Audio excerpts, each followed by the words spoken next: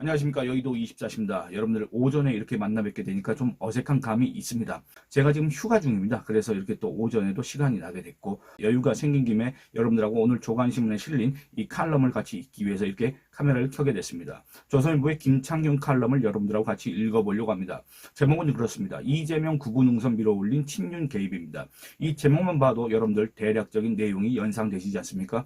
지금 안 그래도 불리한 대선판입니다. 누구한테 불리합니까? 바로 국민의힘한테 불리합니다. 여러분들 단순히 그냥 국민의힘이 불리하고 국민의힘이 지는 거면 상관이 없지만 그 국민의힘이 진다는 거는 어떤 걸 의미합니까? 바로 그 이재명이라는 사람이 대통령이 된다. 그리고 또 더불어민주당이 행정, 입법, 사법 이 3권을 모두 독차지하게 된다. 여러분들 그러니까 이 대한민국의 헌법이 규정하고 있는 이 3권 분립의 정신 있지 않습니까? 아주 이 대한민국이라는 나라 이 법치국가, 이 자유민주주의 국가, 민주공화정의 근간이라고 할 수 있는 이 3권 분립이 위태롭게 된다 그 말입니다. 그런데 그러한 상황을 제공한 사람이 누굽니까? 바로 윤석열 전 대통령입니다. 윤석열 전 대통령의 그 비상계엄 때문에 결국에는 파면을 당하지 않았습니까? 그 결과, 그 원인에 의해서 지금 조기 대선이 실시하게 됐는데 이 대선판에서 친윤들이 지금 판을 치고 있다. 이게 말이나 되냐 그 말입니다. 국내의 입장에서는 안 그래도 불리한 대선판에서 국내 지지와 신뢰를 회복하기 위해서 노력을 해야 됩니다. 정말 진력을 다해야 됩니다. 그리고 또 이 친윤 세력들은 김기현이라는 사람이 얘기한 것처럼 이미 패족이 된 지 오래됐습니다. 왜냐? 윤석열 전 대통령의 독주, 폭주를 막지 못했지 않습니까? 맹종했지 않습니까? 무분별하게 그냥 추종만 했지 않습니까? 그런 상황에서 이자들이 어떤 그런 정치적인 능력이 있다고 평가를 받을 수가 있겠습니까? 이자들이 과연 우리 국민들 앞에 어떤 면목으로 나설 수 있다고 생각합니까? 그럼에도 얼굴이 얼마나 두꺼운 것인지 지금 이 국민의힘 대선 경선판에 계속 기웃기웃 이 판을 흔들고 있다 그 말입니다. 결국엔 또 이 대통령 권한 대행으로서 정말 이 국가적 위기 상황, 국내외적인 위기 상황입니다. 국내적으로는 당연히 정치적 혼란과 경제적 위기, 그 다음에 국외적으로는 어떻습니까? 미국발 이런 관세 전쟁 이런 거 있지 않습니까?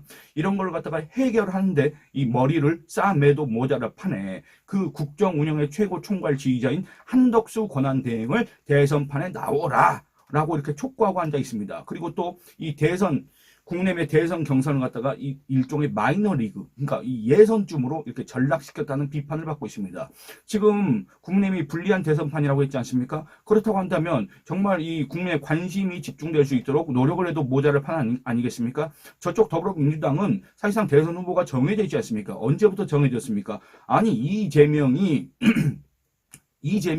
대선 직후 대선 패배 직후 국회의원이 되고 더불어민주당의 대표가 되는 순간부터 사실상 저 당의 대선 후보는 정해져 있었고 더 이제 가깝게 얘기를 해보자면 이재명이 여러분들 윤석열 전 대통령이 비상계엄을 하면서부터 사실상 저 더불어민주당에서는 대통령 후보가 아니라 사실상 차기 대통령은 내년쯤에는 이재명이 대통령이 된다는 그런 어떤 확신과 믿음, 그런 걸 갖고 있지 않습니까? 이런 상황에서 이 친윤 세력들은 최대한 그 언행을 자제하고 최대한 국민의힘이 선거에서 이길 수 있는 방향으로 노력을 해야 되는데 지금 그와 같은 노력이 보이지 않고 오히려 이 무주공산, 이 주인 없는 이 당에서 뭔가 기득권을 한번 누려보자, 유지해보자, 또는 당권을 잡아보자는 이런 속셈이 너무나도 보이는 그런 짓들을 계속 한다는 비판을 받고 있습니다. 그래서 여러분들하고 이 칼럼을 잠깐 읽어보도록 하겠습니다.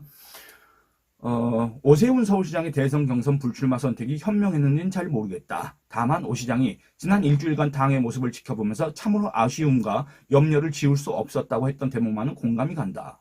그렇습니다. 그러니까 저도 오세훈 서울시장이 대선 경선에 불출마하겠다라고 밝혔지 않습니까? 저는 거기에서 당연히 지지율이 안 나오기 때문에 그런 거 아니겠습니까? 근데 지지율이 안 나온 이유는 뭡니까? 여러분들 오세훈이 인기가 없기 때문에 그렇습니다. 왜 오세훈이 인기가 없습니까? 아니 여러 가지 성과를 냈어도 모자랄 판에 이 대선을 지금 앞둔 시점에서 토지거래 허가제로 이 부동산 시장을 흔들었습니다. 우리 국민들한테 가장 민감한 부분인 부동산 시장을 흔들고 우리 국민들 앞에 나와서 나 정책 능력 있는 사람이다 라고 얘기를 할 수가 있겠느냐 그 말입니다. 그거 하나만 해도 벌써 오세훈이는 나락으로 떨어졌다 이렇게 얘기할 수가 있겠습니다만 어쨌든 그 과정에서 이 오세훈이 당의 모습을 보면서 아쉽다, 염려를 지울 수 없다고 했던 점은 그 말만은 맞지 않습니까? 왜냐?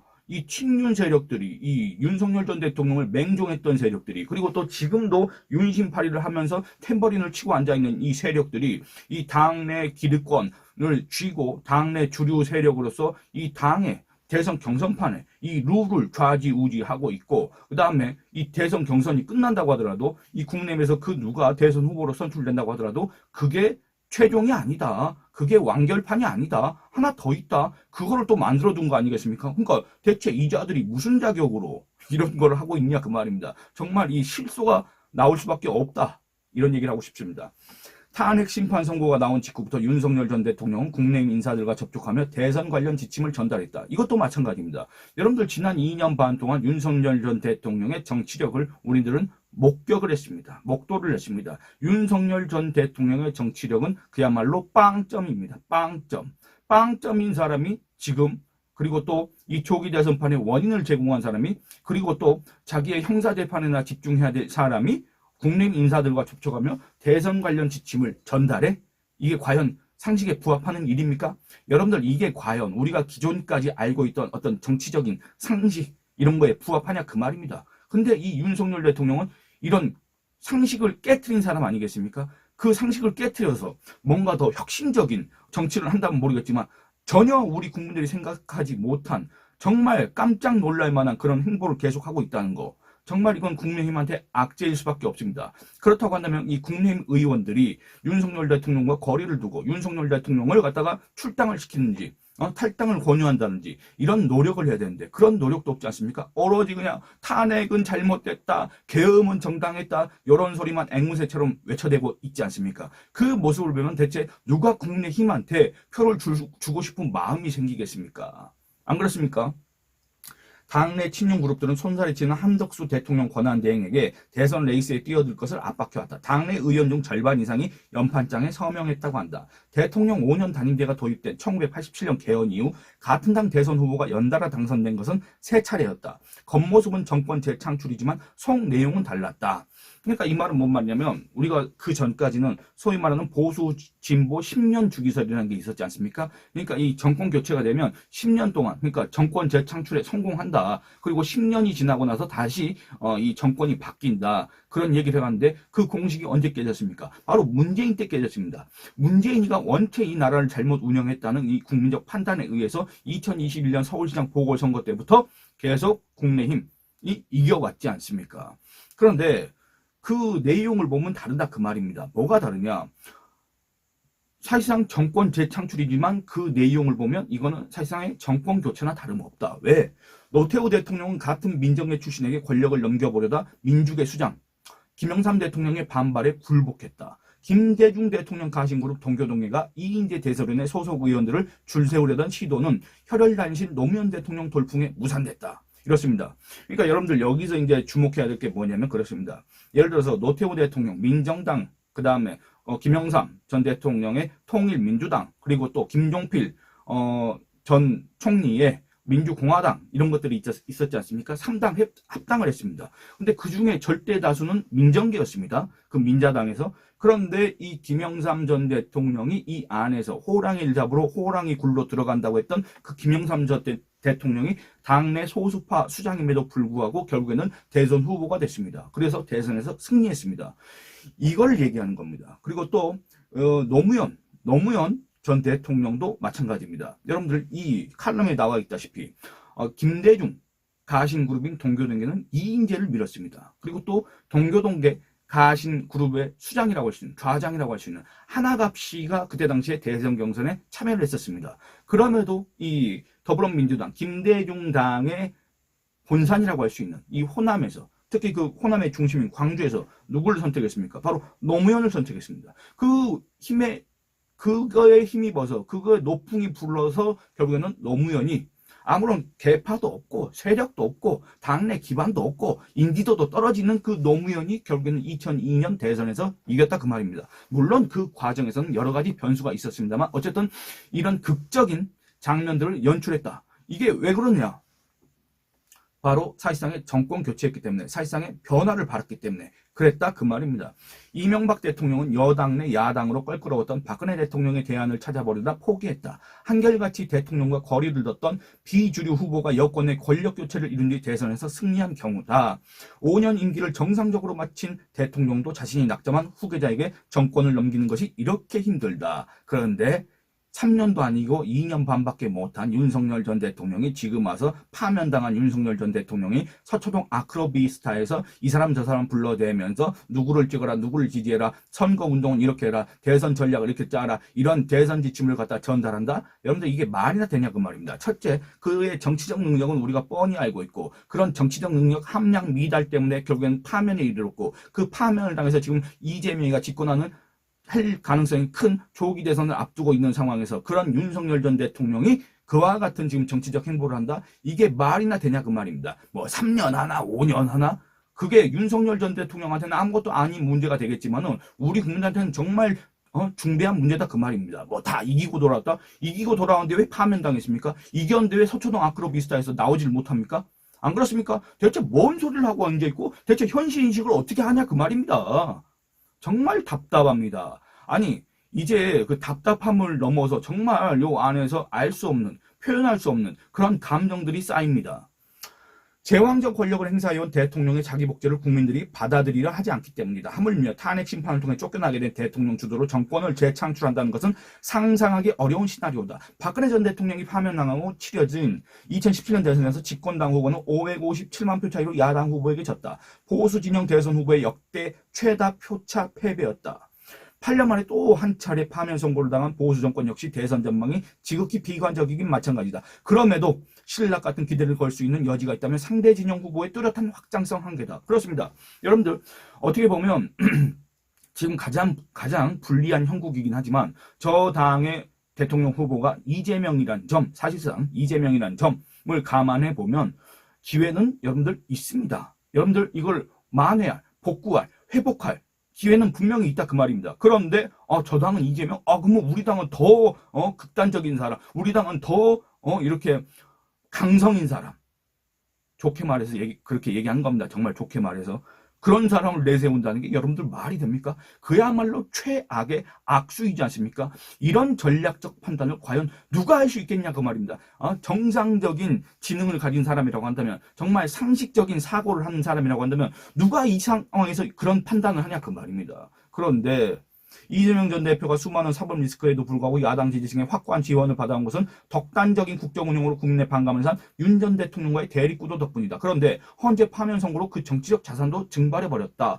이런 기회도 분명히 있습니다. 지금 현재 국민들의 민심은 사실상 윤석열 아웃, 이재명 아웃입니다. 윤석열은 아웃됐는데 이재명은 왜 아웃이 안 됐느냐, 이런 의견도 비등합니다. 그런데 윤석열 대통령은 아웃됐는데, 퇴장당했는데 자기는 퇴장당하지 모르고 자기가 이 판을 주도한 줄 알고, 자기가 이기고 돌아온 줄 알고, 자기가 뭔가 많은 지금 인기, 지지를 얻고 있는 줄 알고 지금 이런 착각을 하면서 이 대선판에 자꾸 끼어들고, 친윤들이 그거의 어떤 행동 부대식으로, 탬버린 부대, 박수 부대식으로 그걸 갖다가 또 환호하고 있다 그 말입니다. 윤심팔이를 하고 있다 그 말입니다. 이 광경을 보고 있는 대한민국의 보수 진영, 그리고 또 중도 시민들, 결국엔 대한민국의 미래를 걱정하는 이 대한민국의 국민들이 이 상황을 어떻게 보겠느냐, 이걸 갖다가 걱정하지 않을 수가 없습니다.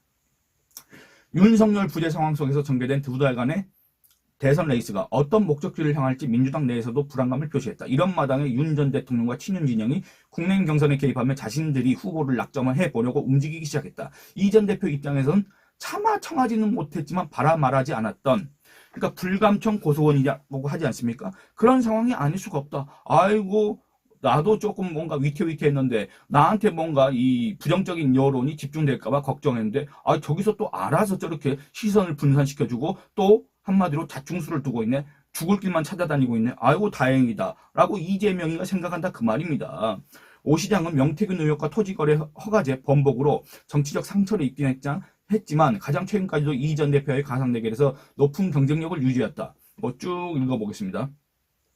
윤 전 대통령과 친윤의 개입 덕분에 이재명 전 대표의 대선 승리 가능성은 지난 한 주 사이에 부쩍 업그레이드 됐다. 그러니까 안 그래도 이재명한테 유리한 대선판, 안 그래도 국민의힘한테 불리한 대선판을 이 친윤 세력들이 윤석열 전 대통령이 개입하면서 흔들면서 더 이재명한테 유리하게, 더 국민의힘한테 불리하게 그렇게 지금 하고 있다 그 말입니다. 이것도 그야말로 대한민국 보수 진영에 대한 배신이다. 대한민국 국내에 대한 배신이다.